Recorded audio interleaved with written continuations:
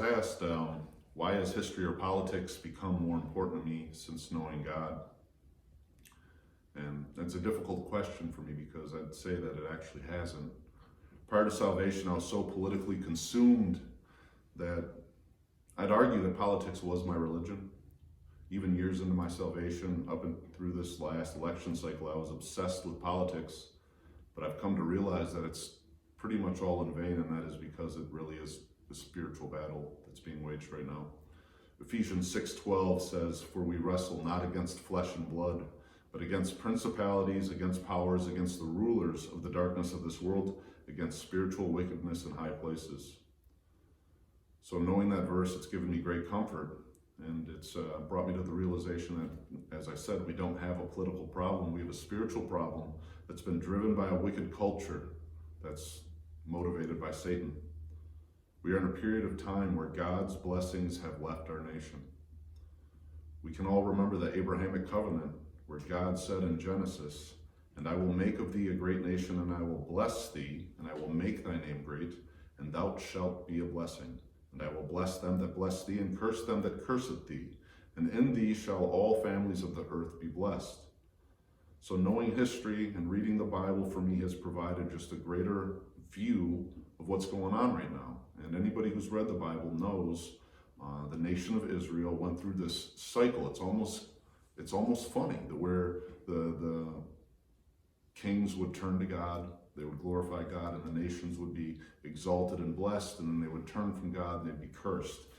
And we saw that God greatly blessed David and Solomon's kingdom, but turned on many of those that succeeded them because they did not honor him. So that brings me to my next point. We are in the middle of a culture war. Spiritual warfare does require spiritual weapons. In 2 Corinthians chapter 10, it says, "For the weapons of our warfare are not carnal, but mighty through God to the pulling down of strongholds, casting down imaginations and every high thing that exalteth itself against the knowledge of God, and bringing into captivity every thought to the obedience of Christ." So spiritual warfare requires spiritual weapons, but more specifically, spiritual problems require spiritual solutions. And the solution here is to change the culture, and that will only come in the form of a revival. There's a famous political pundit who's since been deceased. His name's Andrew Breitbart. He famously once stated that politics is downstream from culture.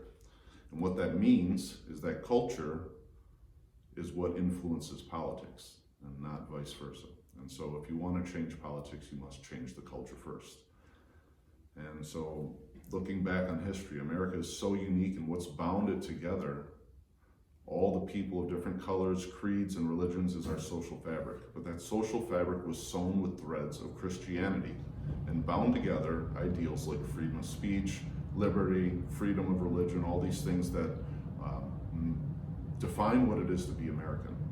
And now that thread that was once Christianity is being replaced with secularism. And as a result, all those ideals that were once likewise bound together are now in peril. So whether we like it or not, our current political environment is a result of our nation turning from the Christian roots upon which it sprouted. So we can easily look upon the last 30 years and see how quickly the traditional morals and the Christian values have eroded by our failure to fight back. 25 years ago, it was generally believed that while legal, abortion was not a good thing. 20 years ago, homosexuality was illegal.